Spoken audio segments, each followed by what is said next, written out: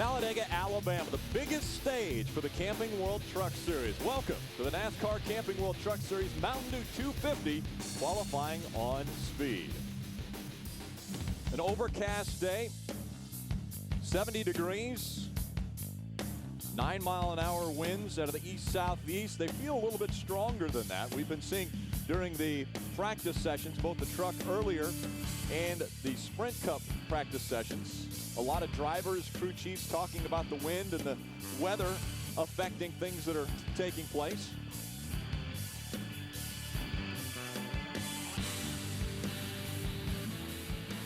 Well, everyone, with 4 races remaining, we think it's down to 2 men. Ron Hornaday out in front of Matt Crafton, but we've always talked about this being the equalizer, this being the one that everybody points to, the variable, the wild card. And do you agree with that now that we have this track right in front of us? Yes, this can be the wild card. This can be the wild card, but I think right now Ron Hornaday has too insurmountable a lead for Matt Crafton even to think about winning this championship. Okay. I really do. Now, they're going to approach it like they're going to try to win every race and try to do what they can do. Ron Hornaday is going to have some pretty significant problems to not win this championship. Right. And Ron Hornaday obviously is going to be very good. Let's find out just how good. We go down to Ray Dunlap, who's on pit road. Well, Rick, obviously we're going to be talking about Hornaday a lot, and of course the championship on the line this weekend here at Talladega. But another great story taking place here as Mike and Chrissy Wallace are here this weekend, and they just rolled the trucks out of our way. We had a great shot set up for you, but you see Mike walking down pit road here. He is Chrissy's father, and we have never had a father and daughter combination racing here in the Camping World Truck Series. Today is the first time ever. Both of these trucks that they'll be driving will be locked into the show, but they're hoping to find out how good they can be in qualifying. They did a little bit of drafting this afternoon. There you see a shot of Chrissy getting ready to put on her Hans device and get ready to go. And her dad, Mike, coming in just to give the last little bit of advice here. And they've been talking on the radio back and forth, and he's letting her know just exactly his thoughts. Of course, Mike Wallace, one of the best ever when it comes to Superspeedway drafting. Chrissy Wallace is actually going to go out second for qualifying. Let's take a look at that point standings, the Copart point standings for the Camping World Truck Series. Ron Hornaday with a 224-point lead over second place Matt Crafton. Yeah, you can lose 130 points in a race. If Matt Crafton was to win this race, lead the most laps, and Ron have trouble early, you know, you can gain 130 points, so he can get within striking distance. But Ron Hornaday is so strong at the remaining races that I really don't think he's going to have a hiccup.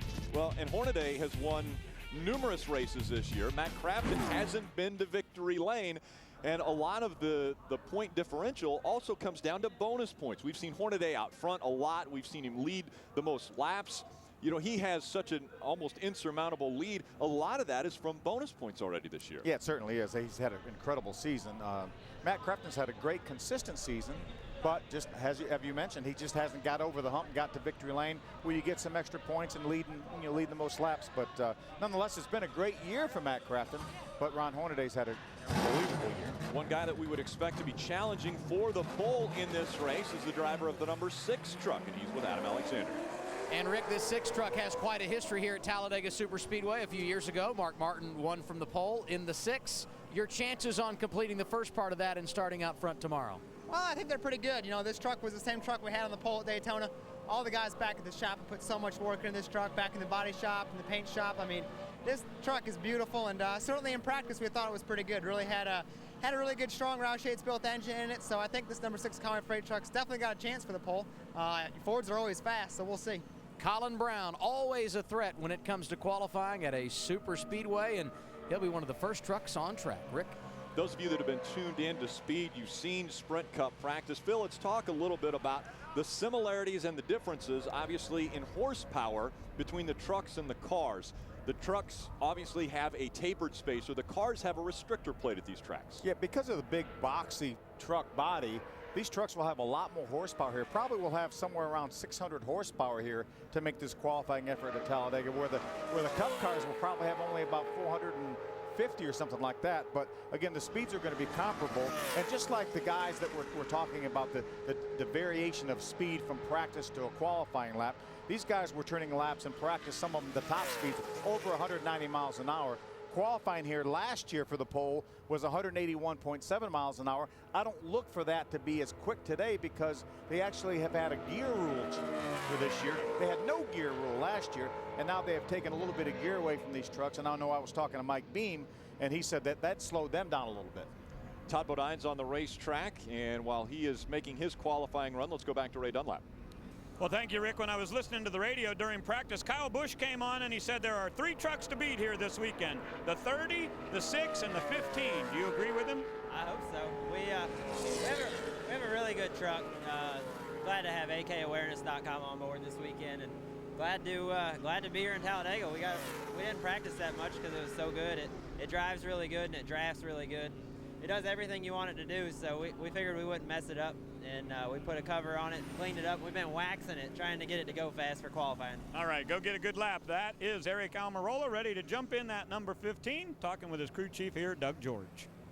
And we see the number 177. Phil, moments ago you mentioned 191 miles an hour. That was in the draft, right? Yeah, absolutely. Yeah, these trucks, again, that's going to be representative of what these trucks will run in qualifying.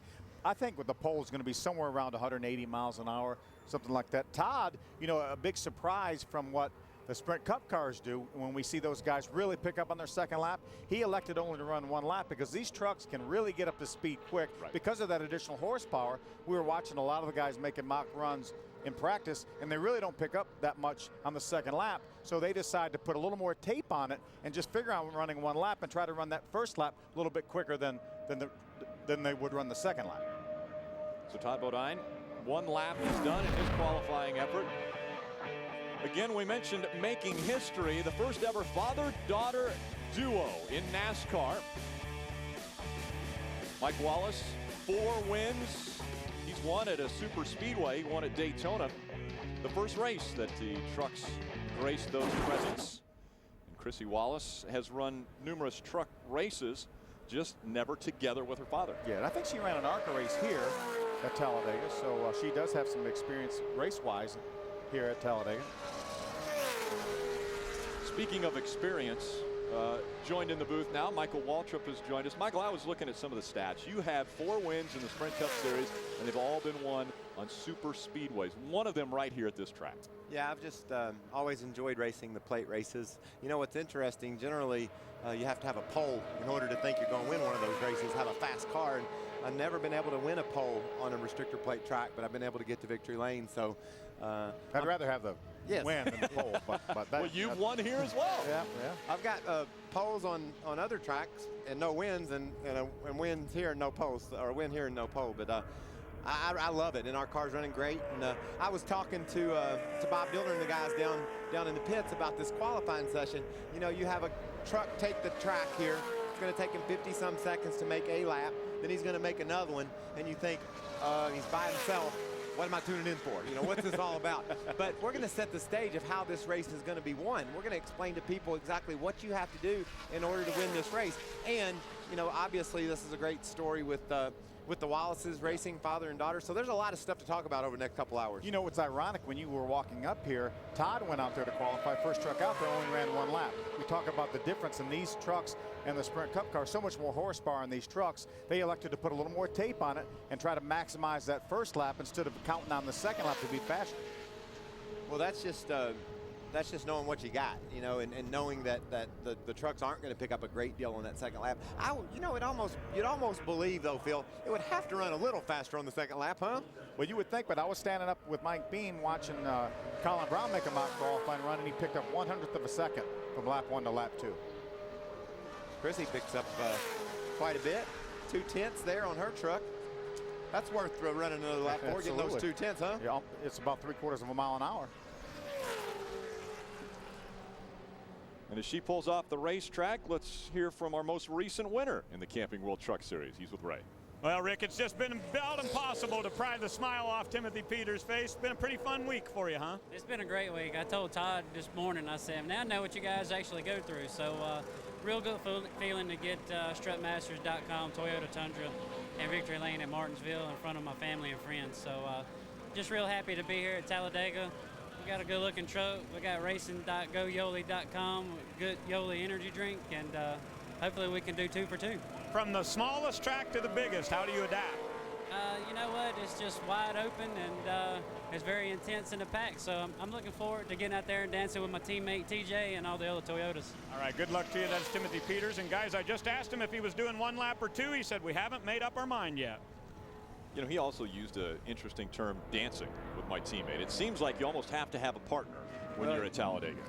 And you also need that partner to understand that during the course of 250 miles tomorrow afternoon, you might hack him off once or twice. You know, there might be some circumstances early in the going where you have to abandon your teammate. But as long as you don't get mad at each other and you rebound and you regroup for the end of the race, that's what's most important. Can I check the rules on qualifying? Can you go below the double yellow line in qualifying? Yes. Because Jason White did it, and he's the fastest truck that's been on the racetrack, 53.848 his first lap. I just made a qualifying run in the Napa car, and I went below it. And Phil, I almost believe it hurts. You bounce around. The transition from racetrack to apron. Getting onto the apron, it's pretty smooth. But coming off of the apron back on the racetrack is a little bit rough. I think on qualifying tomorrow, I'm just going to stay on the road. And if this was a typical racetrack where the start-finish line was in the center of the tri-oval, it would be one thing. But obviously, as you see Jason go through the tri-oval, now he just crossed the start-finish line. His second lap a little quicker. 53.810. That's the number that everyone is shooting for to win the pole at Talladega Superspeedway. Speed's presentation of NASCAR Camping World Truck Series qualifying from Talladega is brought to you by Camping World. Visit campingworld.com for all your camping and outdoor needs. Tonight on Speed, Carl Edwards, Kevin Harvick will stop by for the ultimate Friday night house party. Don't miss NASCAR Trackside. That's from right here in Talladega. 7 Eastern. Immediately following that, Dave Despain on special assignment will tell us all about this racetrack and the history behind it. And then tomorrow, the setup with Chris DeVoe at 3:30 and at 4 o'clock, Mountain Dew 250. I saw that special with Dave Despain on assignment here at Talladega, and that was a great show. Don't want to miss that one. You really can dig in and find out all of the important news. This is going to be your pole sitter, by the way. 53.438 on lap number 1.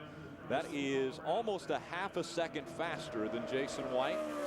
And lap number 2, he increases it. 53.316. So that lap now is the one that everyone will be looking for. Adam Alexander, I believe, has caught up with someone down on pit road. And Todd Bodine and I just talking about how he has won from the pole so many times in these super speedway races, and I guess we don't need to talk about that anymore. You're third of 4 guys now. I got a lot of excuses. Had a headwind down the front straightaway, and a flock of geese flew in front of me down the back, messed the air all up, slowed me way down.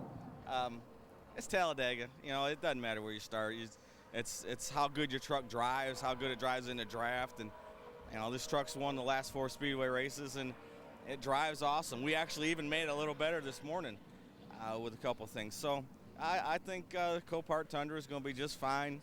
You know, yeah, it's great to have the pole, but that doesn't get the big check and the big trophy. I know where you start doesn't matter, but does it change your approach in the race if you're not up front? Well, if you're way back, yeah, you have to look at it a little differently. You know, that I don't even know what it ran, but you know, we'll be close to 10th or something, and that's close enough to the front. Just find a hole and ride, and you know, just wait around for the end and see what you got, make some adjustments, and go from there. But you know, I've started like 28th here before, and 10 laps was leading. So if you do the right things in the draft and you make the right moves, and it's not a big deal. So I'm not really worried about it. 53.93 for Bodine. Ray? Well, it was a 3:16 for Colin Brown. Brian Scott, do you have anything for that? I don't think our Albertsons Toyota can touch it. The Fords are so strong here qualifying. Luckily, the Toyotas work really well together and draft really well together. And we should be able to put together a good run tomorrow whenever we get the race in. Hopefully the weather cooperates. But I'm looking forward to Talladega. Talladega is an exciting place, and it just seems like forever since we've done a super speedway race and got to go out there and do the amount of drafting and everything that you get to do at a place like this. And I had a lot of fun here last year at Talladega Super Speedway, and I'm looking forward to getting back to it. We kind of were thinking maybe you got the referee hat on here this weekend. It can't hurt, I'll tell you, Ray. We've been doing a lot of bleeding internally as a team, and I don't think we need mechanics or anything, but we need to get a doctor on staff. We just keep beating ourselves. We ran ourselves out of gas at Martinsville, and we're our own worst enemies right now. And as long as we can figure out what we're doing to be better as a team and to quit giving things away, I think that we should be able to climb back in the points and finish in the top 5, or at least maintain top 5 like we are. Come here, I want to show you a signal. Excuse me, guys. If you go like this, that means put fuel in it. Put fuel in it. I'm still trying to figure out how to do that in the truck so they understand. Ran out with 16 laps to go at Martinsville, and they said it was just a calculation error. They made a mistake, and they got beat. Frustrating situation, obviously. Well, part of the calculation was the fact that we didn't get as many caution laps as they had banked on, and that was the key. They were going to try to go with only changing tires and not putting fuel in because of our pit road rules, where you have to come and do it separately, and they were going to try to do that without putting fuel in. We didn't get near the caution laps that we normally get. We were about 16 caution laps short, so that was certainly contributed to them running out of fuel. Eric Almirola coming off the racetrack. He's third quick in the qualifying effort. He has also run 2 laps. The only one who hasn't run 2 laps in their qualifying effort of the 5 that have been on the track was Todd Bodine. And everybody's picked up at least a 10th, so I don't really think I agree with the call just to run 1 lap. Although that's a respectable lap, and he didn't have a shot at the pole, he didn't think. So, but if he picked up a 1/10 of a second, then that, a little bit over a 1/10, he could be second right now, and that's 2 positions, and that could be huge. It wasn't as huge as not putting gas in your truck. That's true. That was way huger. That was huger, if we want to invent new English. Colin Brown is with Adam Alexander. And he has got that #1 position by quite a wide margin. Satisfied with what you got out of the lap? I think so. It was a little bit slower than what I think we mocked up with, but all in all, it was a great effort. Like I said before, these guys have done such a good job on this truck, and that qualifying lap, that's all about those guys, the work they put in, the work the motor shop's done, the body shop, the guys back at the shop. I mean, for a driver, I get to just do the fun part of driving it around in a circle and get to, get the glory of hopefully qualifying on the pole. I think that's going to be a pretty good lap. A unique weekend in that you only had 2 hours of practice total. How did you guys manage the session earlier today? Well, for us, my crew chief, Mike Beam, decided to go out and do a lot of race runs at the start. And then we just did a couple qualifying runs right at the end just to make sure everything was good. And, we didn't really focus too much on qualifying. Our trucks have always been fast at super speedways, and that's one of the great things about driving for Roush Fenway. And, having that #6 Conway freight truck up towards the top is always good. He is at the top of the board right now, talking about Colin Brown. David Starr on the racetrack running the high line. A lot of times we don't see that with the truck series because they get up to speed so much faster. The cup cars do that to get the momentum up and then come back down and run that low line for their last lap. Yeah, I think typically, though, the trucks will do it on their warm-up lap. This is a good up-to-speed lap. David will actually take the green, I think, when he comes by here. So I think that's, that's probably a benefit to him. Actually, that was his first time lap. So he's definitely going to see a big pickup. He ran it way around the top like you guys were talking about, and you do that for momentum. We've seen trucks pick up a 1/10 of a second on average, Phil, across the board. So that means the truck is going faster a little bit when it takes the white than it was the green. So I like that call. I like the call of getting your truck up high on that first lap, giving it away, and trying to get every little bit of momentum you can get out of that first lap. So when you dive down to the bottom like David has done here, you optimize everything you can in the lap. And we should see more of a pickup for David than we've seen the other trucks. We're going to see more than that 1/10 of a second. Watch this. If you want to know how important line is, how sensitive it is to be on the right line at Talladega, we've seen a pickup of about a 1/10 of a second. I've said that 100 times. I won't say it anymore. David Starr ran a 54.86 his first lap. I bet he runs a 54.30. Yeah, I'd say a half a second. I'm agreeing with you 100%. See what it does here. Even more than that. Even more than that. 54.074. Yeah. Almost 0.8 of a second of pickup. That was huger. That was huger. That was huger. Brian Scott, James Busher, Taylor Malson, and Ron Hornaday are coming up next to qualify. Sunday NASCAR race day takes on Talladega, where the big one could turn the championship upside down. Jeff Gordon will join us live, plus Wendy Venturini will chat with legendary owner Richard Childress. NASCAR race day built by the Home Depot, live Sunday, 10 a.m. Eastern. Take a look at our quality in track description of this 2.66 mile super speedway. Fast, wide open, smooth. I just made my qualifying run out there, and I drove most of it with one hand because I wanted to very closely be able to watch my temperatures, and I could have my arm out of the way. I could see them all better just to make sure we had as much tape on as we could possibly have. And you know, you look up and just so smooth, and your car's handling so well, and you're going so fast. You look up and you see that wall out there, and you think, you know, as calm as this feels right now, and as easy as relatively this is to do, I'm going awful fast. That wall would hurt if you were to hit it, and I think that's what happens. You get sort of lulled to sleep with the smoothness and the wide arcing turns here that you forget that you're running almost 200 miles an hour. See, I never ran on this racetrack after it was repaved 3 years ago. You would love it. Yeah, but it had never been repaved from the early years of 1969 when it opened, so I was used to a racetrack with a lot of bumps and cracks and everything like that, but everyone has always told me that this thing is now smooth as glass. It's really fun to drive on. You know, you go to some racetracks and you just like driving on it, and this is a track that's really fun. I'd like to give somebody a ride around here. Just throw them in the right side. In fact, I thought earlier today I was riding with Jimmy Johnson. I was pushing him, and I felt like I was in the back seat. Yeah, I don't think NASCAR like that either. I could have tapped. I felt like I could tap him on the shoulder and say, Jimmy, let's make a left right here. Did you get your hand slapped a little bit? I had to go in timeout for a little bit. Timeout. Hey, Ron Hornaday's trying to get away from Ray. Let's get it down to Ray before he gets away. Yeah, he's coming over, getting ready to jump in the truck. And Ron, I heard you say in practice earlier today that the track was really smooth and the truck was running good. Has it got the speed in it that you need? I was real surprised how dirty the track was. I mean, they blew it and everything else, but it's just been more and more years we get here. Just the sun beats out. So we run once or twice a year here, and it was pretty dirty, but heck, we don't know what kind of speed we got. We're just worried about the race, and I think the Copart Chevrolet's handling good, and hopefully we can hook up with Bodine again. I mean, he's fast here again, but qualifying and drafting is two different things, so we'll see what we got. All right, go get them. And we saw that 30 and 33 truck side by side and nose to tail throughout the first practice. We see Timothy Peters on the racetrack. He's back in the 17. Now, he won the race a week ago in the number 1. And they said, well, wait a minute, that might have been good luck. So we're going to keep the 1 on the truck. It's now on the B post. It's a very small 1. I love that. But it's on the B post. When you come to Talladega to race on Halloween, you need all the good mojo you can get. You've got that 1 right on there, huh? Yep. So the Strut Masters Toyota Tundra on the racetrack now for his qualifying effort. What the prevalent theory here is it's an Indian burial ground. Is that the... I've heard that. Yes, and did you listen to Steve Burns earlier on Speed? I did. That they brought in a grandson of a former Indian chief, and he blessed this place. He put all his goodwill and karma on the track for the weekend. And mojo. And everything good, he brought it, and he brought it with some bacon bits and some sawdust or something, and mixed it up and spread it out. And now everything is zen. Well, maybe that's why Hornaday was talking about the track being dirty. That sawdust. Bacon bits and sawdust were all over the place. But there's good, now that stuff is in the air, and we're breathing it. We're breathing good zen and karma. I feel it right now.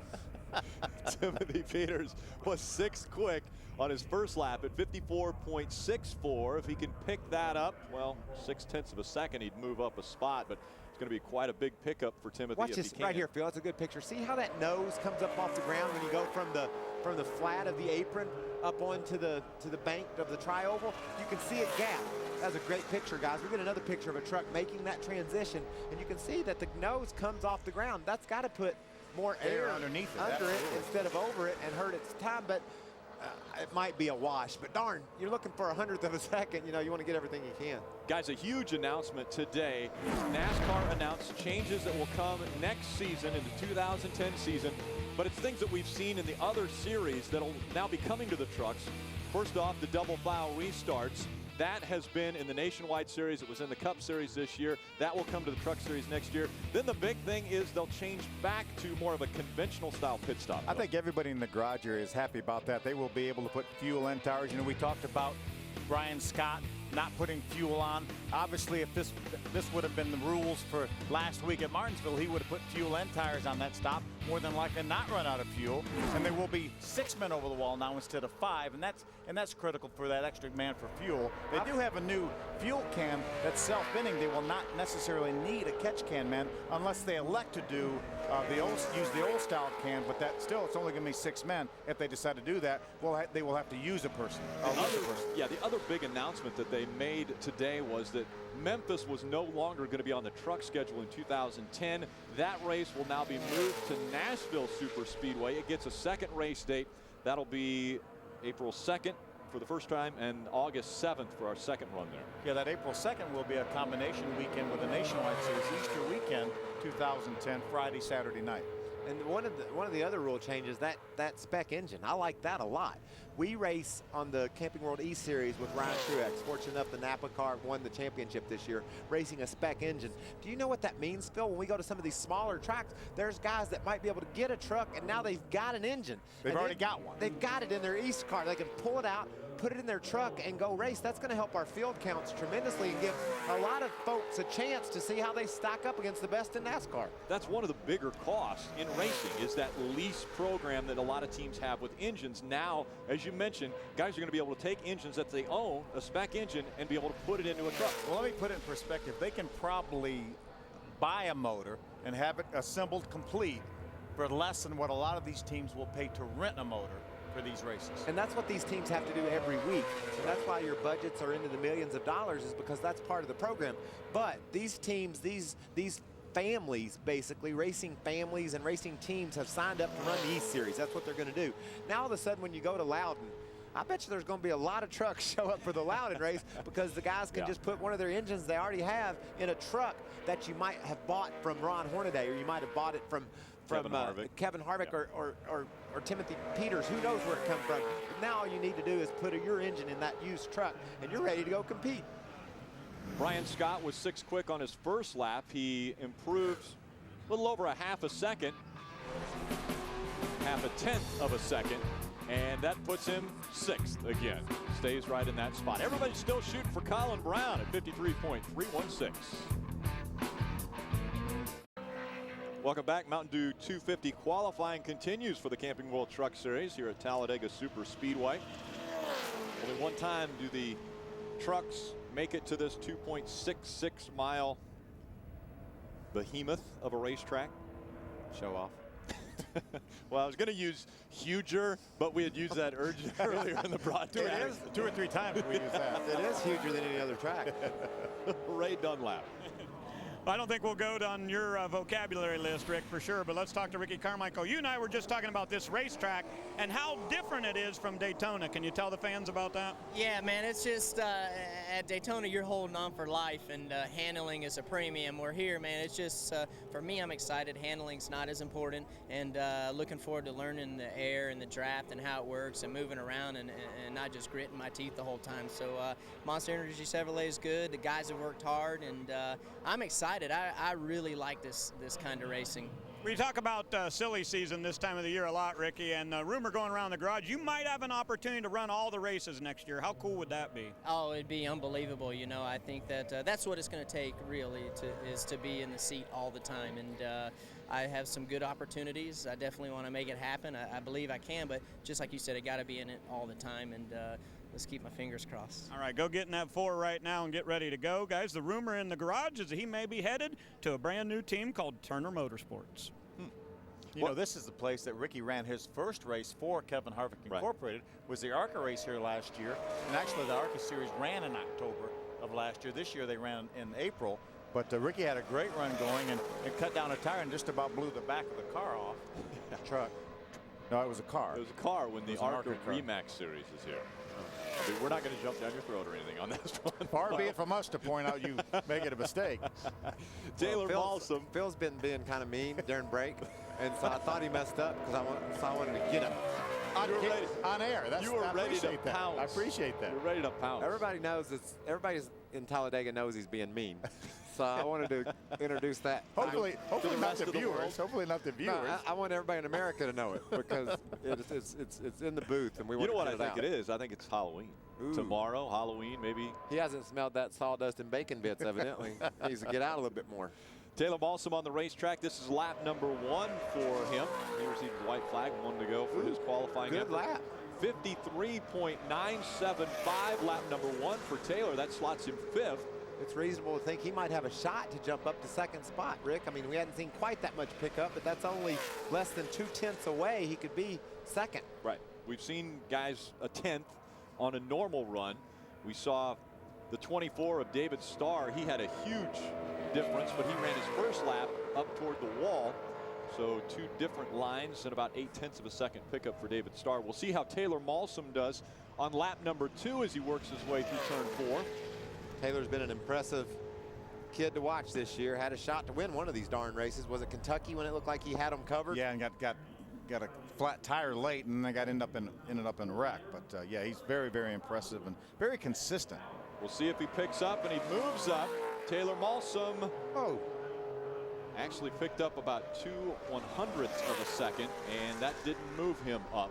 He stays in 5th. Right?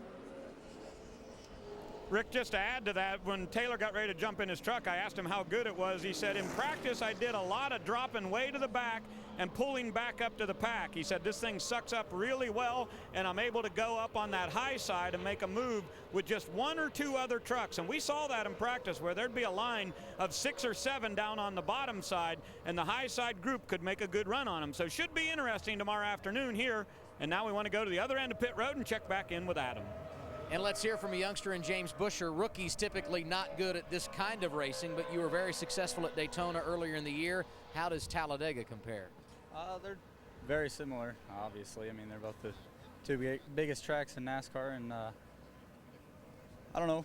This place is a lot smoother, not as many bumps as Daytona, but I guess you could say I got success on both of them. I got a pole here last year in the ARCA race, and then won Daytona in ARCA race, and then I don't know, the Max Force Ford is pretty good, and really expected to qualify a little better than that. I don't really know where I'm at right now, but I thought we'd be a little faster than what we did, and we slowed down from practice from what I can tell. So I don't know, see how it races, and once we get it in the draft, and try to get to victory lane for international.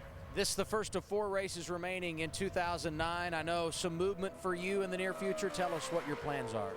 Well, I mean, we announced this week that I'll be in the #1 car for James Finch and Phoenix Racing, and looking forward to that opportunity for Texas and Phoenix in the Nationwide Series, and hopefully get something worked out for next year. Not real sure what our plans are next year, but we're still working on it all. James Busher currently 8th on the board. Ron Hornaday on the racetrack for his qualifying effort. Hornaday, amazingly enough, we talked earlier, Phil and I actually did, about bonus points, leading laps, leading the most laps. This is one racetrack Ron Hornaday has never led a lap. That was actually one of those things I was going to make a statement, and you were supposed to reply like, that's amazing, Rick. Wow. Or wow would have been good. But I'll tell you the reason why I did it, a little bit of doubt. You normally look at me with the doubt eyes like, Rick, that's not true. But you just looked up with a deer in the headlights look this time. Well, that stuns me.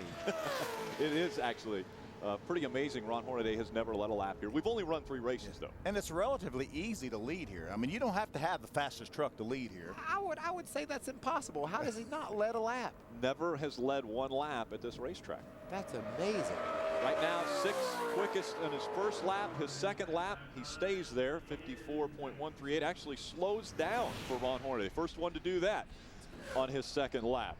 He's led on 38 of the 42 racetracks, but never here. We'll be right back.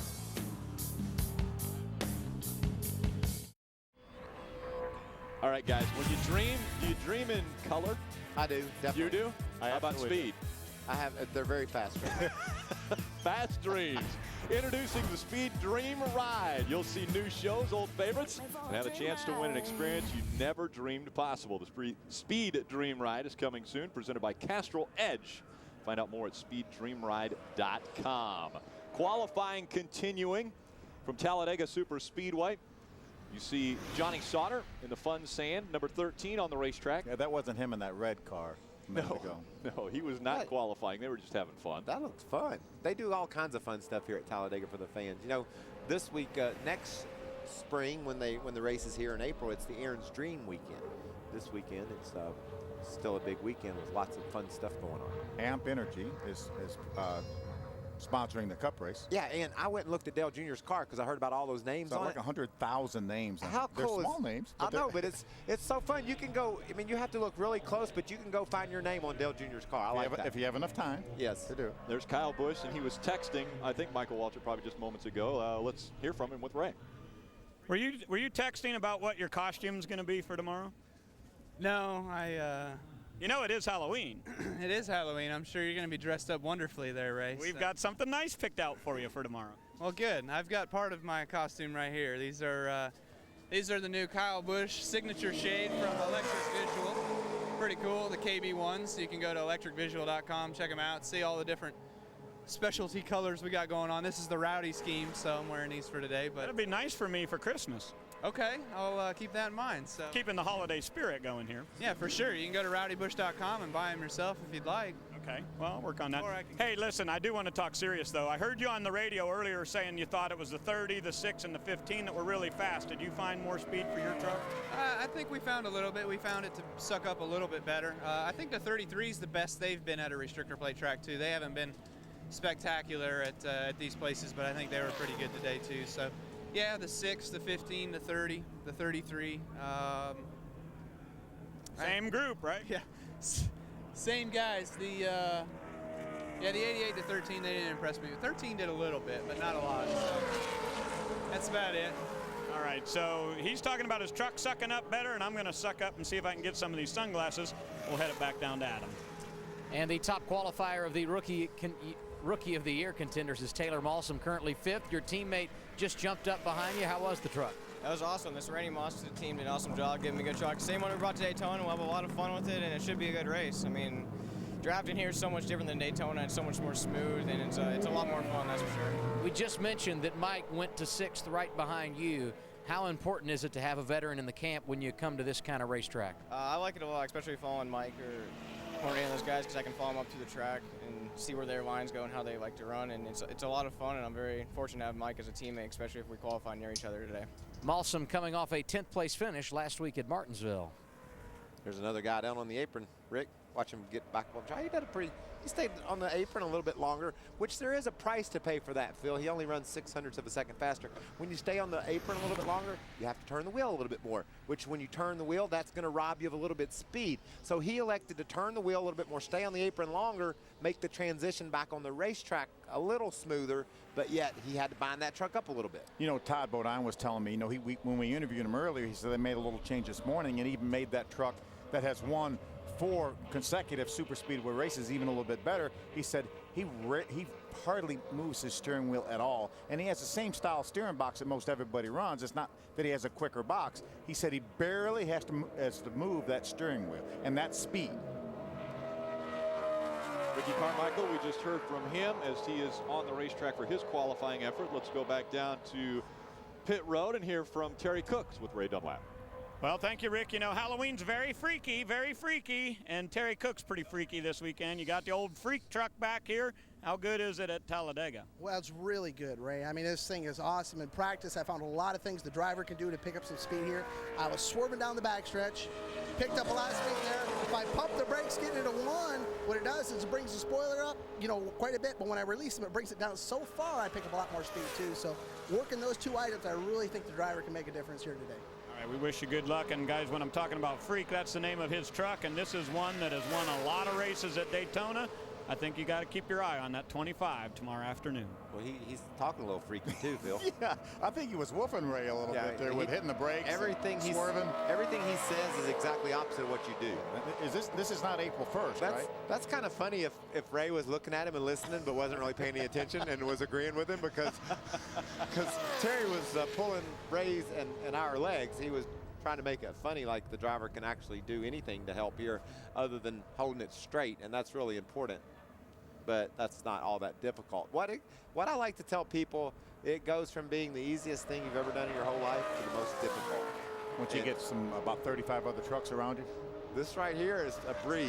The next part, the next time they buckle in, it becomes a real challenge and a day's work. Mentally stressful, correct? I mean, making sure you find the right line. Mentally, but also in order, when you try to perform under such mental stress, physically you get tired too, because you're all in. Your brain is so wrapped around what you're doing, you might be working harder in the truck than you really think you are because you're not even focused on that. You're watching and processing all the information you can gather. So any sporting event that combines such mental stress with physical workout as well, that's a day's work. I was watching practice earlier, and they were out there 3 wide, 4 wide even. And I'm listening to some of the spotters, and they're saying, middle of 3 wide, clear up high if you need it, inside, 2 wide inside. Now you're on the outside of 3 wide. I mean, they're constantly all the way around the racetrack giving these guys information about who's around them. And does that distract you as a driver? I mean, do you want to be more focused, or does that distract you when a spotter keeps telling you where everyone is? You need to hear all that. You need to hear all of it and make sure you understand it. Qualifying continuing from Talladega Superspeedway. We'll be right back. Kyle Busch will be out there. This week in NASCAR, we'll provide a complete recap of all the action at Talladega. Will Jimmy Johnson escape the big one? Will we see another first-time winner? Will the yellow line rule decide the outcome of the race? Steve Burns, Michael Waltrip, Chad Knaus, and Jimmy Spencer will tackle all these questions Monday, August 20 at 8 p.m. Eastern on Speed. Sorry about kicking you there, Phil. We're going to tackle all those, and we're going to tackle a few more, too. A few other items you might tackle. One thing you can bet, and I've learned this in a real quick time, Jimmy Spencer doesn't have a restrictor plate. He is unrestricted. He's wide open all the time. He doesn't even have a filter. Stacy Compton, 6th quick in his qualifying effort. If it's in there, it's coming out. Let's go trackside to Ray Dunlap. Well, they're pushing Rick Crawford's truck up to the front of the grid here. Very spooky paint scheme for him this week. All black and orange, and good-looking truck for you, Rick, this week. How fast is it? It's pretty good. It was pretty good in race trim. It was pretty good in qualifying trim. We've improved our times from last year, and so the International Truck and Engine Teledyne Continental Motors Ford F-150 was on time this morning. We're going to get us a starting spot here, so we're going to try to make it exciting as we can for the fans. But tomorrow, stay tuned on Speed, live on Speed, folks. You'll see an exciting race here from Talladega. There is no question about that, and Rick Crawford, one of those guys that's always towards the front when they get ready to throw the checkers. Adam? And Mike Skinner would be in that same category. 50th career pole last week. Not going to happen this weekend, but 6th is where you are. Your thoughts on the lap? That's the first qualifying run that we've done, and our PC Miler Navigator Toyota Tundra is driving very, very good today. And I think it'll race pretty good. I don't think we're the cream of the crop by any means, but if we catch the right draft in there toward the end, I think we can finish well. How sensitive are these trucks when you're working with different guys, and how aware do you have to be with who's in front of and behind you if it's going to work? It's not so much how sensitive the trucks are, it's how you react to what the drivers are going to do. And we were talking about that earlier over in the Cup side. You're drafting with certain people, and you say, he's going to do one of 3 or 4 things. You can kind of narrow it down. There's been a couple of them I was riding around out there with today. There might be 10 different things or 8 different things. I'm like, why did he do that?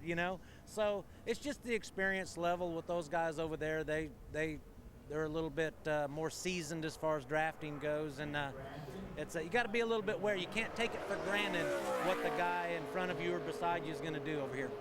I said Mike Skinner was 6th. Stacy Compton made me a liar. He just jumped in front of driver number 5. Drop Skinner back to the 8th spot. Got tied on the hood. That's cool. Crafton moved to the 7th position on his first lap, 54.001. He could drop down into the 53s with the average pickup, which we've been seeing at about 1/10 of a second. Boy, 1/10 of a second, you move him all the way to 3rd now. I just was looking at that, Phil. How many trucks we got stacked in there in those 90s and low O's? How about Jason White, though? It's continuing to hold 2nd right now. What a great job.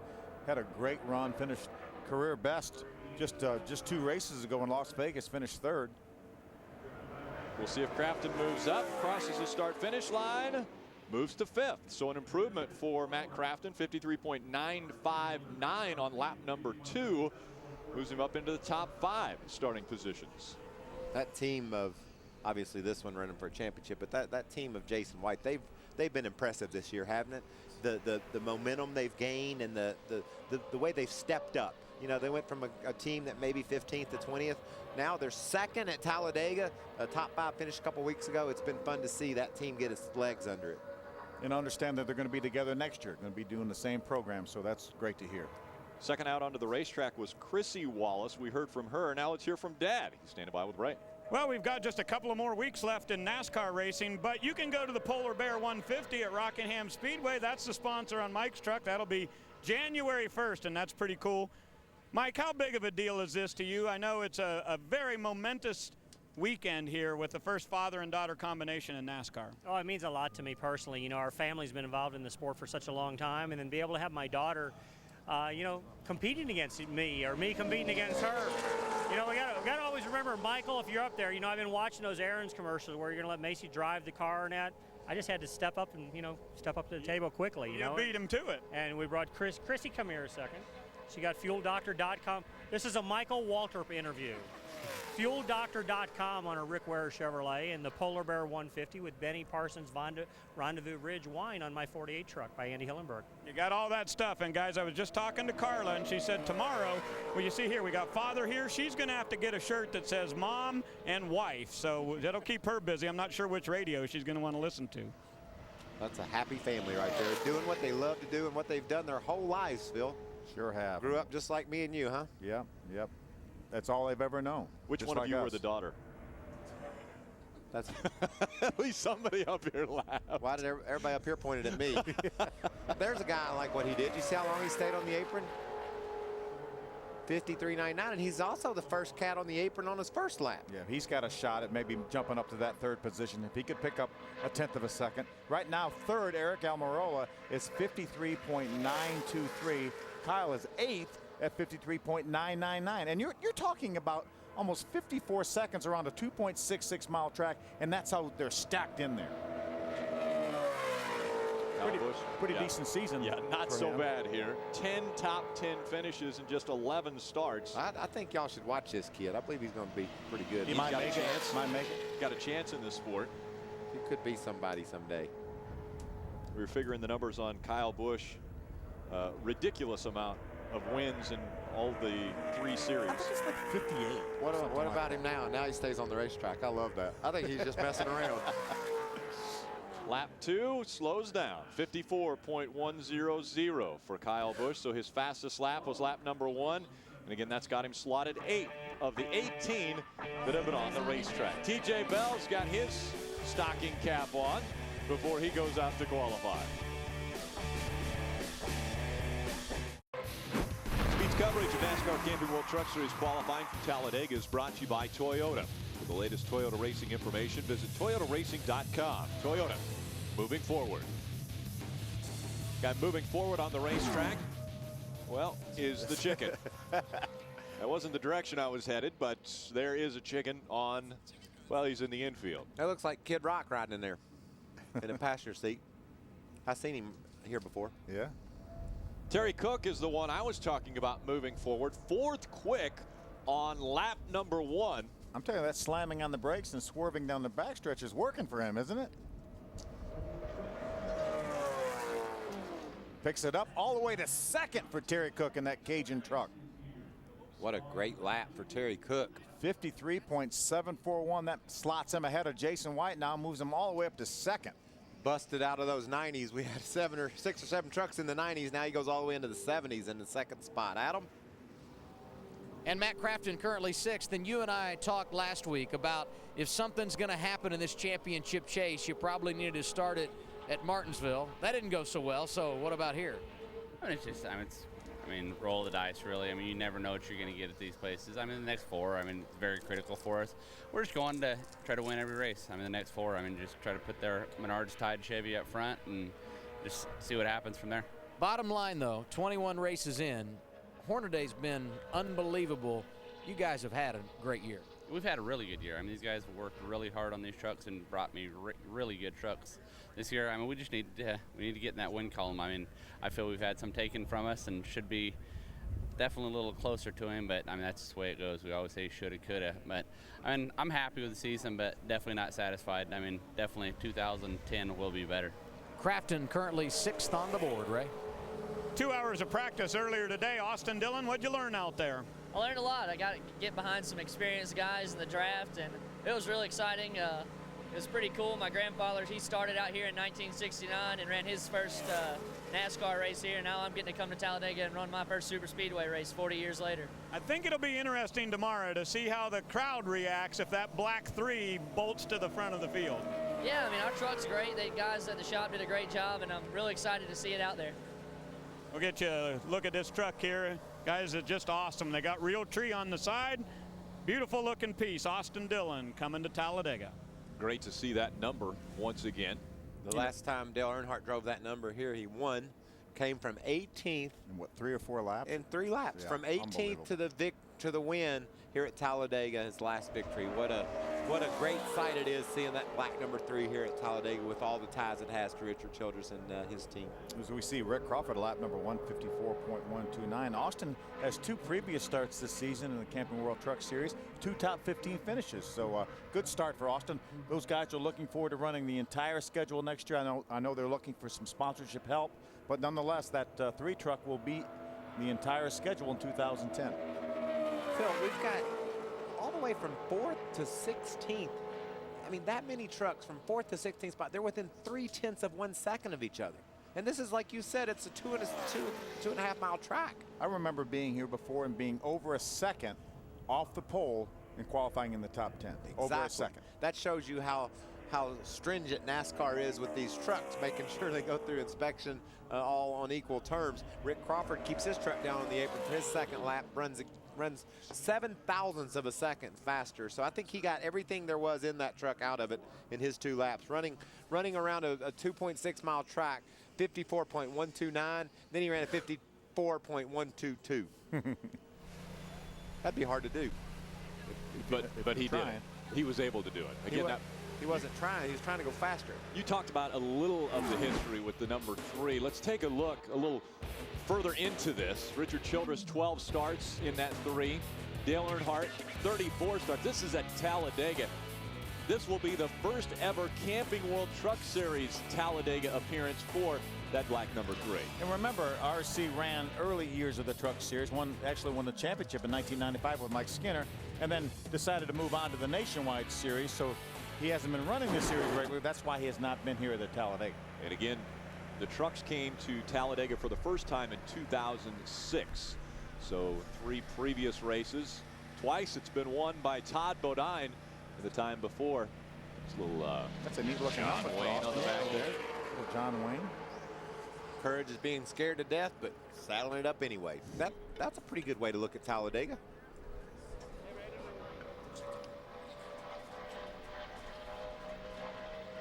Chapman coming on the racetrack in the 07. You know, Austin mentioned that his grandfather made his NASCAR debut here in 1969. That's one of the little tidbits I learned watching that special that Dave Despain did on assignment at Talladega. It's going to air tonight right after trackside, 8 o'clock Eastern.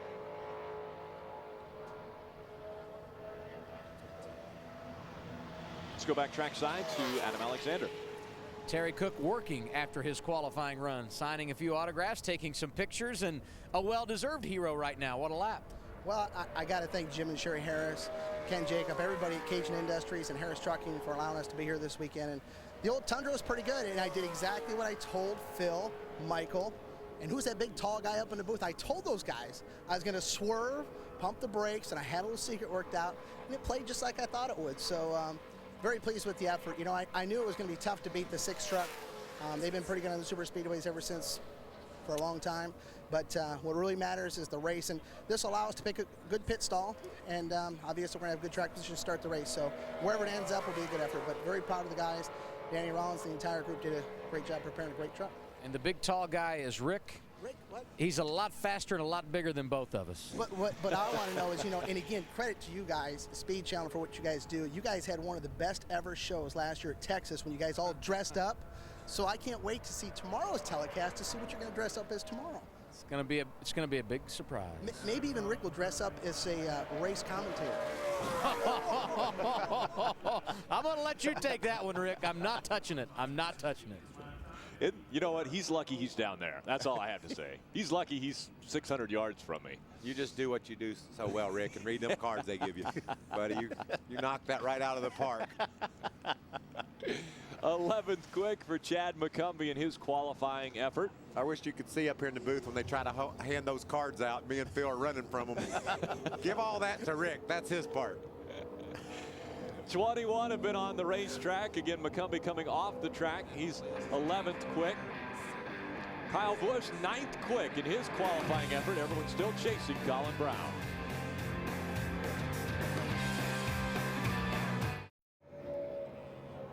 Tomorrow on Speed, the NASCAR Camping World Truck Series hits the high banks of Talladega.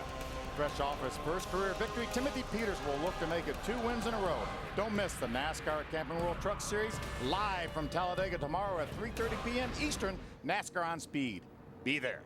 They see Rick every now and then. Phil has to read one of them cards to show you he could do it. Exactly, exactly. And we see one of the Goodyear employees. Well, he's making his walk a little more interesting. Yeah, he was going down pit road on a pallet jack. Norm Benning in the 57. He's been talking about this race for quite a few weeks, talking about new motor, a little more effort put into this vehicle. It's a good looking truck he has, clean looking. He you know, he's a little under 2 seconds off the pace, Phil, but he can go up there and run the lead. I mean, he can run in the lead. The draft is a great equalizer here. These trucks punch such a big hole in the air that nobody is exempt from running up front. And that's why Norm put a little extra effort into this race. He knows with the right engine and the right combination, he can get up there and run with the big dogs, and that's exactly what he has in mind for tomorrow afternoon. A little under 2 seconds off, but yet still thinking he can run in the lead pack, and he's right, he can. Sean Murphy driving the 21 truck. This is a team truck to the 23 of Jason White. Yeah, we talked about Jason a minute ago. His dad's in the hospital. I want to give his dad a shout out. His dad helped him get started, obviously, like all of our dads did in racing. And down in Savannah, he's not feeling all that great. And Jason's certainly concerned about his dad. Wanted to give him a shout out. Let's go trackside. Hear from J.R. Fitzpatrick. He's with Ray. Oh, he's getting ready to climb in the truck. JR, wanted to talk to you real quick. What an unbelievable run you had at Daytona. Is this truck as good? I mean, unfortunately, we had a little tough break in practice there. We broke a drive shaft, but I think it's going to be pretty good. It seemed to be drafting pretty good for a small group, but you know, these guys are working incredibly hard to make sure it's what we need, and I think we'll be all right. How different are the racetracks from your viewpoint? They're a lot different. I mean, Daytona, we worked a lot on handling, and here we're working a lot on speed. So, I mean, I think we'll be pretty good. The truck's definitely capable of having speed, and I think it's going to be pretty good in the race. All right, we wish you good luck, guys. He certainly opened up some eyes back in February when we were down at the Big D.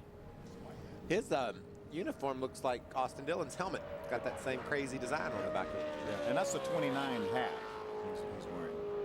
White hat with number 29. I think it's related to Brian Scott's hat. Both referee hats. I believe that's the referee, the head referee. Yeah, he's the head referee. And where Brian has a linesman, I think. Sean Murphy, 22nd quick of the 23 that have been on the racetrack on lap number 1. We're getting down to our final trucks that are locked into this field, and when we'll have knock-in. I can call it knock-in qualifying or knockout qualifying, but when we do that, there'll be a special color scheme that'll go across the hat. You'll be able to see who is in the race, who's on the bubble, and who is out of the race. We have 38 trucks that are attempting to qualify for tomorrow's race. Only 36 can run, so that means 2 will go home after qualifying today. Again, this is Sean Murphy. He was 22nd quick on his first lap. 56.265 is the number he's trying to improve upon as he comes through the tri-oval and across the start-finish line for lap 2. And he picks it up 56.227, but stays in the same spot. 22nd quick. Go or go home drivers coming up. One of them, Steve Park. He'll be making another start in the Camping World Truck Series. At least he hopes so. He's got to qualify to get in.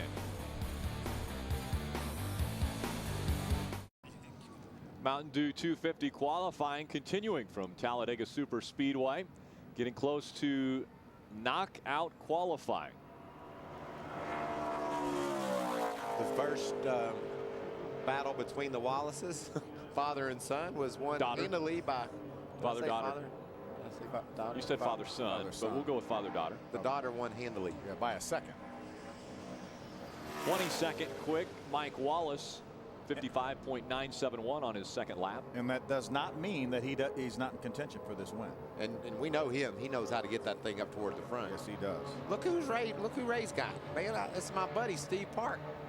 Yeah, and Michael, how cool was it earlier this season when Steve went back to victory lane there at Adirondack Speedway? The fans were on their feet, no doubt. He is in the process here of getting the belt settled up, and Coma Chillaxation energy drink on the side of this truck. Steve, what'd you learn in practice today? We learned we got to get up off the racetrack a little bit, and the Coma Chevrolet is decent. I mean, we were 30th, did no draft in practice, but we think we have a top 20 truck, and what we learned in practice was just trying to find some speed, and I think we found a little bit of it, and we'll see here in about 5 minutes. Well, the bottom line is get this thing qualified, and then I'm sure Steve Park will be in it. Cool to see him back at the racetrack here at Talladega. Steve Park, one of the select few that have won a race in all 3 of NASCAR's top 3 series. He won at California a couple years back, driving as a teammate to Brendan Gaughan. As Ray mentioned, won at Adirondack in the Camping World East Series this year. Finished 5th in points. As you mentioned, Ryan Truex won an MWR car sponsored by Napa, but Steve had a great season. Also went out west and ran a West race and finished in the top 5. So good season for Steve. Steve won an emotional race for DEI, won Rockingham in 2001 after Dale's death. And then that was followed up a couple weeks later with Kevin Harvick winning over there at Atlanta, getting the victory for Richard Childress Racing. That made you feel like that someone bigger than us was in charge with those cars winning. And then the same thing a few years later when the Hendrick Plain tragedy hit, they got a couple of wins right after that. Jimmy Johnson won that race. Yeah, and then went to Atlanta and won again. So it's good it made us all smile a little bit knowing that we were doing what Dale and Rick's family would want us to do in racing cars, and we were able to celebrate their lives with some victories. TJ Bell trying to duplicate what his teammate did a week ago, and what a great sight to see the Black 3 back on a racetrack. Well, this one particularly because, like I said earlier, last time a Black 3 was on this racetrack, Dale Earnhardt drove it right into victory lane. So it's great to see Austin have that chance to do the same thing for Richard Childress when he starts up tomorrow afternoon. That's awesome. I mean, in our long history of NASCAR, that was one of the most incredible drives, those last 3 laps for Dale Sr. in that 2000 race here at Talladega. Now, was Bobby Hamilton pushing him or was Kenny Wallace? Kenny Wallace. Yeah, Kenny Wallace drove all the way to 2nd on that day. You know Kenny Wallace, he's a race car driver. He's not a TV guy. He's definitely a race car driver. He's a race car driver. You're going to have to tell him that. You're going to have to tell him that. TJ Bell, 19th quick on lap number 2. I just read a Twitter from Kenny Wallace. He's got a 2-year deal on TV, though. So we Twitter together. Yeah, but he's a race car driver. He's doing that just on the side because he is a race car driver. The first truck to be a part of the go or go home drivers is making its way out onto the racetrack. That will be Mike Harmon in the number 42 on his get up to speed lap. And again, I mentioned the colors will be a little bit different on the hat on the top of the screen. So if he is locked in, it'll be green. If he's on the bubble, it'll be yellow. And if he is out of the race, it will be red. Mike Harmon is a Alabama short track racer from way back. You see Max Pappas's name on the list. He's one of 3 drivers that will be doing double duty. The other one, Robert Richardson in the 71, and then Kyle Busch, obviously the 3rd driver that will be doing double duty. We talk about Mike Harmon being an Birmingport, Alabama short track racer. Max Pappas is from Como, Italy, and he's a road racer. And he's not sponsored by Como. And it's not the same. It's different. Alabama and Como, Italy are not the same. I've had the privilege of being in both of them, and they are quite different. Each one of them unique in their very own way. That's a polite way of saying it. People in Alabama understand me a little bit better than the people in Italy, I found. But it's fun that all these cultures have come together and they're in the truck series battling for, in this case, Max and Mike are battling for a starting spot in this race tomorrow afternoon. Get Mike Harmon on his first lap of qualifying. He'll set the mark as to what the other drivers in this go or go home portion of our qualifying session will have to beat. Again, there are 38 trucks here and only 2 spots will go away. That truck looks a lot like an ex-Bobby Hamilton truck. Ooh, not a good lap for Mike Harmon. 57.111 the first lap for Mike Harmon. It's like the front end of the truck's up in the air a little bit more than they would like it to be, Phil. See the left front corner down in the left front corner of the truck. When the truck's buried in the turn, it's just not traveling. And now look underneath the front. You can see a lot of daylight under there. Yeah, and that speed, letting that air get underneath that truck. And I'll tell you, that is going to be very, very questionable at 57.111. Again, he may pick up a little bit here on lap number 2, but that is the slowest lap that anyone has turned by over a half a second. And we know that 2 trucks are going to be going home from this race. We'll see if he picks it up on lap number 2. Again, Mike Harmon, the first of the go-homers. You saw the yellow on the ticker at the top of the screen when Mike Harmon's name went by, because he will be on the bubble. Picks it up a bit, 56.719, so just about 3/10 of a second slower than Brandon Knupp, who was 25th. So 26 trucks on the racetrack, and Mike Harmon is 26th. Austin Dillon, that black 3, taking to the racetrack once again. See the yellow stripe on the back bumper, signifying rookie status. We talked about Como, Italy. Let's hear from Max Pappas. He's with Ray Dunlap. And he is just now getting ready to climb into his Geico race truck and get into the seat. What do you say there, Max? You having a good day at Talladega? Happy Halloween. It's great, and it's going to be tomorrow. But, we have a blast with the Geico truck here. We're running really good. It's great to be in Talladega. It's an awesome place. Let me tell you, doesn't matter if you drive a truck, a cup car, whatever. It's just awesome. Come on, look at this place. It's just fantastic. And great experience. Really happy. Let me say hi to my family. Marco, they're watching. They're back in the bus. Love you all, guys. And thanks for all the support that all the race fans give me. Thank you. All right, and go get a good lap. Max climbing into that Geico number 9. Now we should interview Mike Harmon.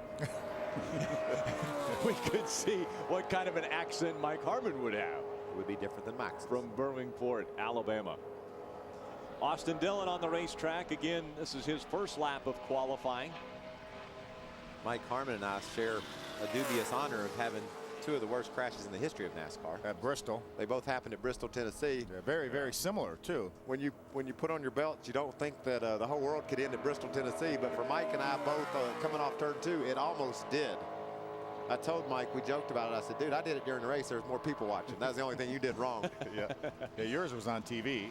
Yeah, his was too, replayed on TV, but what a crash that was. Imagine how I felt after living that, and it happened back, in the 90s, and then having to see it all happen again. Yeah, I remember being in the infield when your accident happened, and it sounded like a bomb went off. When it hit the edge of that wall there. And I remember when Mike wrecked a few years ago, I was sitting buckled in my car, and I'll be darned, Phil, his motor come rolling up. His motor flew out of his car, rolled all the way down the back straightaway, and it had enough fuel in the carburetor. It was still running. His motor rolled to me running. And I said, wow, you don't see this every day. And then his car got hit. Yeah. I believe, was it maybe Johnny Sauter? Or barely. Maybe, or Clint Boyer, somebody in one of Richard Childress's cars, and that ran into Mike after he came to a rest. Not very hard, fortunately. And Mike was essentially able to get up and walk off. Yeah. Violent crashes we've seen in the Camping World Truck Series as well. Austin Dillon coming through the tri-oval on his second lap, 54.699 for lap number 1, and he improves that. 54.592, holds on to the 21st position in qualifying. 27 have been on the racetrack, and again we have 38 attempting to qualify. We'll be back for more Mountain Dew 250 qualifying. Mountain Dew 250 qualifying continuing from Talladega Superspeedway. I keep waiting for that guy to say more. Fast, loud, perfect, done. He's out. That's all I need to say. Is that Fuller? This is actually Robert Richardson in Fuller's the 71. Truck. Yep. This week. Robert's busy this weekend. Double duty dimension. Yeah, got an opportunity to run Tommy Baldwin's Cup over in the Cup garage. Looked like he has enough speed, it appeared, in practice today to make the race. So Mahindra Tractor is also on board as a sponsor for Tommy's car as well as his truck here. Lap number 2 for Robert Richardson. He ran 55.173 on lap 1, picks it up to 55.017. That is 23rd quick. And that will knock in Austin Dillon into this field. Austin Dillon officially in. Knock in qualifying. Y'all are really getting out on the edge. We got to try it. I think we need to try it because. What are y'all doing? I don't even know what you're doing up here. The final 2 won't make it in. So as well, somebody beats at least 2, that means they get knocked in. Weather has been one of the big topics for this weekend. Adam Alexander, our local meteorologist, will give us an update. I don't know that I have exact numbers, Rick, but I can tell you the wind has picked up quite a bit since this qualifying session began, and it's gotten quite a bit cooler in the last 10 to 15 minutes. So, Michael, Phil, you driver experts, what kind of anxiety does that create for these drivers who are about to climb in and go out and make their qualifying run? Normally, Adam, it would bring a lot. You know, you'd be worried about the conditions of your truck, how it was going to handle, how it was going to perform. Here, they couldn't care less. This is you're all in. You're going to mash the gas pedal down as far as it'll go, and you're going to guide, and you'll stare a hole through that tachometer, just hoping you can see a little more RPM out of that tach in qualifying than you did in practice. That way you know you're going a little bit faster. But other than that, you're not really going to do a whole lot today. Like I said, today, relatively easy. One of the simplest things a race car driver is ever asked to do. He leaves pit road, he gets it into high gear without screwing anything up, and then you guide. That's it. Flip to tomorrow, and we'll talk about what we got to go through then. The only thing you have to worry about today is maybe bruising the bottom of your foot on your right foot, pushing the throttle as hard as you can. You try to push the throttle through the firewall, trying to get every little bit. J.R. Fitzpatrick now taking his turn on the racetrack. We saw Austin Dillon standing with grandfather Richard Childress just moments ago. Let's hear from him. He's with Adam. No doubt Austin Dillon always has somewhere to go when he has a question in racing. You're in the show, so what'd you tell young grandson after he got out of the truck, Richard? Well, he was disappointed. He thought he'd run a lot faster, and he did this morning in his qualifying run. He just lost a lot of RPM. Don't know if it's a win or not, but he'll be just fine. He just come down here to get some experience.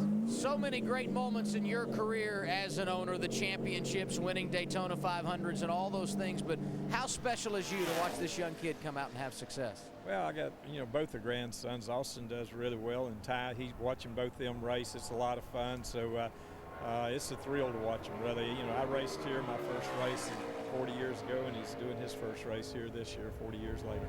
Good luck this weekend. Thank you. And recently, Richard Childress Racing had a big event out at the shop celebrating those 40 years and some great moments, that's for sure.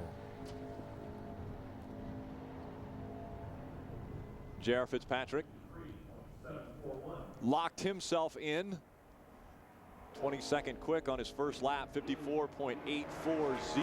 So this one just be bonus if he can move forward. He doesn't. 54.783. He improves, but not his position in the starting order. Again, Colin Brown set the mark at 53.316, and really no one has come within 0.3 of a second of that number. But right now it's racing to get into the race for tomorrow. Colin qualified a couple hours ago, and Phil said when he went nobody would beat him. And I thought Phil shouldn't have said that because I was wanting to have some drama, but then I got to looking and I don't really think anybody's going to beat him. It's Halloween tomorrow, obviously, but how about the new sponsor on Mario Goslin's truck, My Monkey Tire, or MyTireMonkey.com. And those are Mario's kids, I believe, in costume. And so they have got the monkey costumes on. What a spectacular view there. I love that. Macy was a dinosaur the other day for Decade Week at school, and she had on her outfit. And seeing those children dressed up like that in the spirit of Halloween, how cool is that? Yeah, we're going to have a feature on Mario on the setup show with Krista Voda tomorrow, so certainly want to stay tuned for that. The scary Halloween pumpkin looking at us there, and you'll want to tune in at 3:30 tomorrow. You just never know what you're going to see when you get the Camping World Truck Series group. The setup will be at 3:30, and the green flag will fly just after 4 o'clock for the Mountain Dew 250. Steve Park out on the racetrack for his qualifying effort. Like to say, oh, got a hood pin out. If that happened during the race tomorrow, you'd see the black flag come out, because with all the air buffering around off these trucks, that hood would fly right off. So NASCAR has to really watch to make sure a pin doesn't get out. For qualifying out there by himself, I don't believe it'll be a factor. Can I say that might be a little bit of an exaggeration? Don't they have tethers on the hood so that they don't fly off? Well, it would cause a mess. How's that? Okay, I'll agree completely. And hopefully the tethers would hold the hood attached to the truck somewhere, but we have seen, it would come off so violently, there's no telling what might happen. Steve Park's going to want to pick it up. He only ran 55.607. So of the 5 that have been on the track, the go or go home drivers, he's actually 4th right now. Yeah, he's not going to be able to get out in front of J.R. Fitzpatrick, who is almost a second faster, about 0.8 of a second faster. But every 1/10 of a second, every 100th of a second matters, because all Steve's looking to do is beat one more truck. He's already beat Mike Harmon, so he has to beat one more truck, and we've got 8 trucks left to go. Right.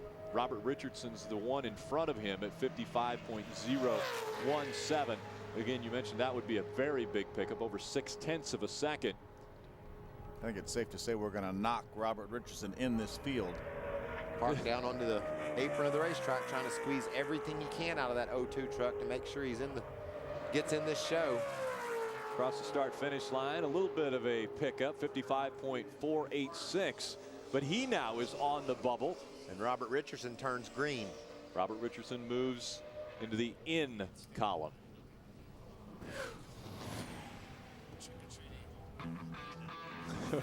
Wait a minute. Ray, you're supposed to give them candy, not take the candy away from the kids. Come on. We'll work on it at commercial break. Stay with us. Qualifying continues from Talladega.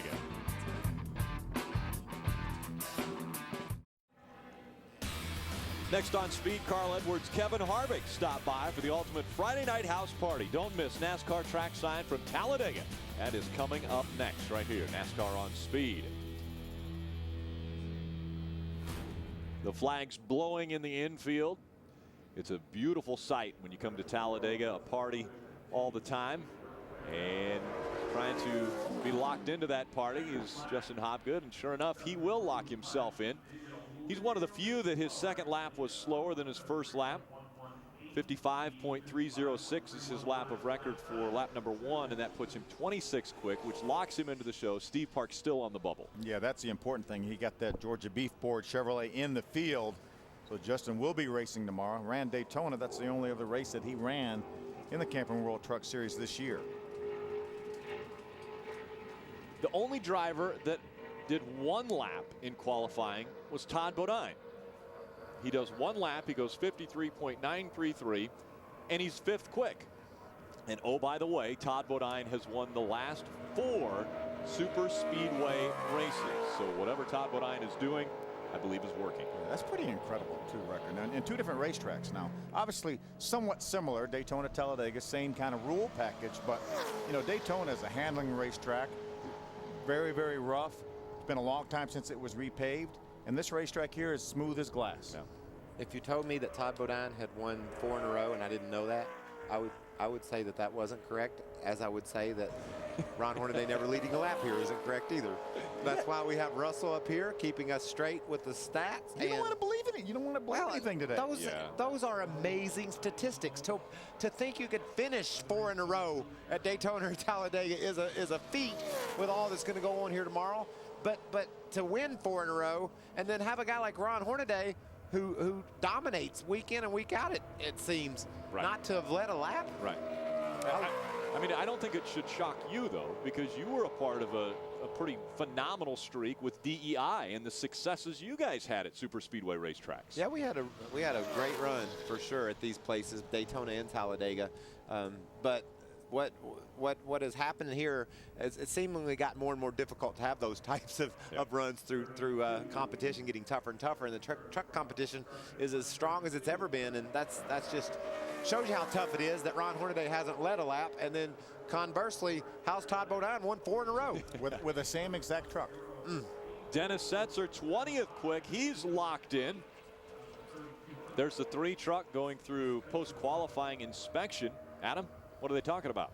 Well, this is the second time, actually, that they've gone through the line. They went in once, rolled it out, went through, and now they have circled the garage and are going through the inspection line again. I don't know what to make of it or where the issue is, but a number of NASCAR officials have been watching this situation very closely, including Camping World Truck Series Director Wayne Otten. So nothing for sure yet, nothing going on, but they certainly are looking things over, and we'll keep you posted to see if, in fact, that time will stand for the number 3. I see the height sticks on the back. Is that something that they're looking at? Is it too low? Well, that and the height sticks on the back, the quarter panel heights, and also the roof height. There's very, very strict rules on how low a truck can be, and if that truck is lower than what they would allow, then that certainly would be an issue, and that would be a competitive advantage if that truck was going through in the air a little bit lower than what they're supposed to be. Adam, is there more on the story? Well, and the splitter was very, very close to the ground when they pushed it through the garage, noticeably so. And so I think there's no question the concern is on the front end and where it is with the height, just to add on to what you guys are talking about and what we've seen down here. But again, no determinations yet. They've gone through a second time. Dan Deeringoff, the crew chief, has been right on top of it. And as you can see, a number of NASCAR officials keeping their eyes on the situation as well, and we'll keep you posted. Thanks, Adam. Surprisingly enough, I mean, Austin Dillon's 22nd quick. Why put so much emphasis on this truck? Well, they're all these trucks have to qualify on time, and so they can't let anyone have an advantage. You know, if you're in that situation, then you're going to be scrutinized. Every truck will be. Phil, that's a front shock issue, it sounds like to me. These teams are issued their rear shocks, but they build their front shocks, and you can put very little bleed in the front shock pistons, and that holds the front end down as you're racing along. Well, you have to have enough bleed in the pistons in the front shock so the truck will come up to ride height once it stops. And sometimes it takes a little bit longer than other times, and NASCAR does have a tolerance on how long you have in order for the truck to come back up to its regular height.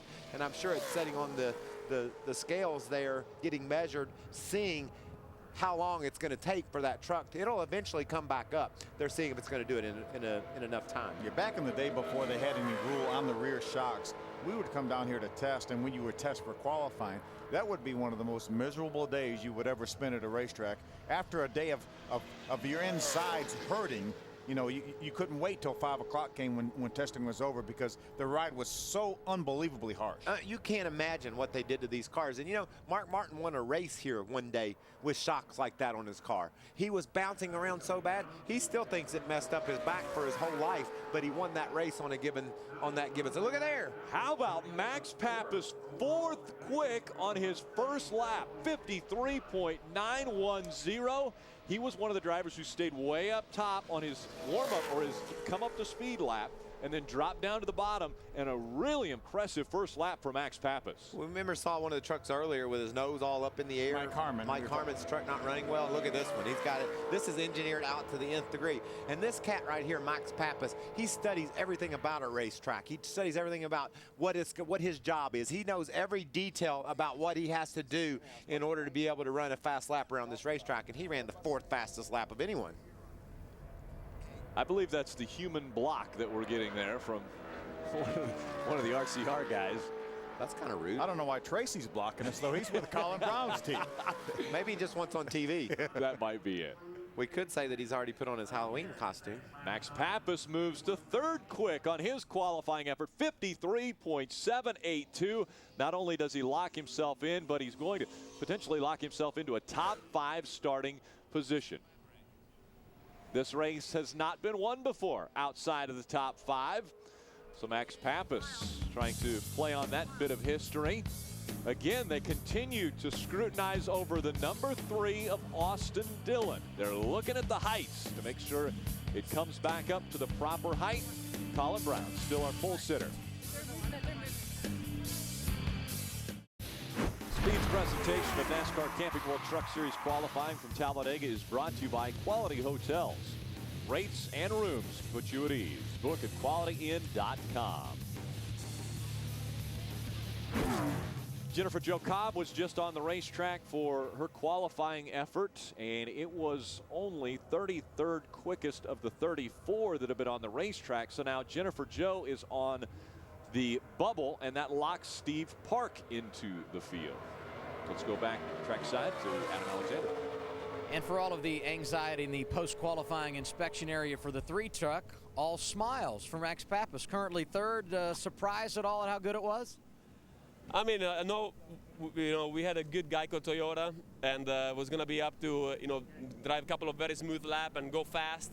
And I told you guys right before, maybe I was going to give you a present for Halloween, and running third is great. I'm really excited. Best ever qualifying so far for us. It's a great effort for the Geico team. We proved that we are getting better and better, and to me, it's just a joy. I mean, I'm so happy to be here. We're in Talladega.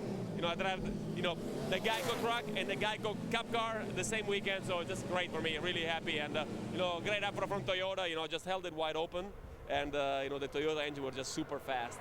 Just proves once again that a lot of hard work, dedication pays off. And let me say thanks to all the race fans out there. Thank you guys, and follow me on twitter.com/MaxPappas. And Max gave me a nice Halloween present last year. I'm glad we got the Halloween present out of the way today. I agree. No more of that this year, okay? That was a kiss, by the way. Adam got kissed. He was a good witch. Max kissed. He might have got another kiss right there. Well, it was at least a hug. Chris Jones was looking for a hug. He's got a good lap. He's locked himself in to the race tomorrow afternoon.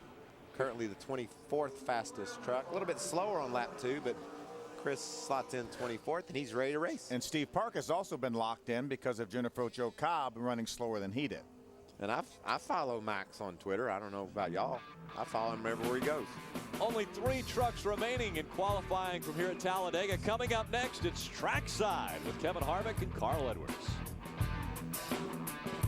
Stay with us right here on Speed. Carl Edwards, Kevin Harvick will stop by for the ultimate Friday night house party. Don't miss NASCAR trackside in Talladega. Coming up next, NASCAR on Speed. Be there. Make sure you stay tuned for Dave Despain right after trackside on assignment, Talladega. Don't want to tune away. Sparks flying. Qualifying will be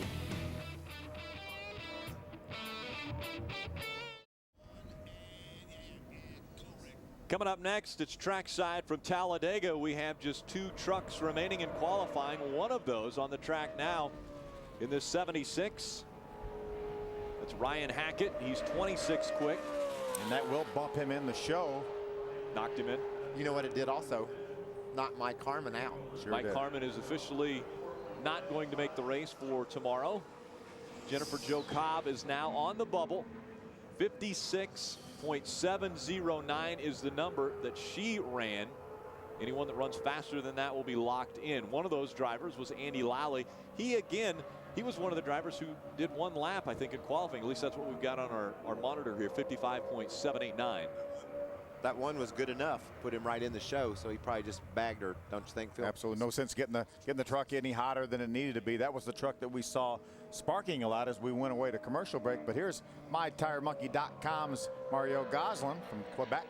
What a great paint scheme he's got. I know that some of the officials from that sponsor are here with us at Talladega. They're excited about this union now with Mario Goslin, enabling him to run in 2010. And Ray stole all the candy that Mario's kids has accumulated talk here. To Ray about that. Halloween is about giving the kids candy, not taking it away from them. Didn't you love seeing those kids though dressed up down there on pit road, man? I love seeing children have fun and being with their dad on pit road with their monkey suits on. So Mario Goslin has to outrun 56.709 to lock himself in the race tomorrow. And I know how excited Mario is to have this sponsor with MyTireMonkey.com. It's something he's been working for all year long. We got wind of it a few weeks ago that it was coming, and they were actually looking to do it next year, and then decided to move up the plan and bring it here to Talladega. So very excited for Mario and his entire team.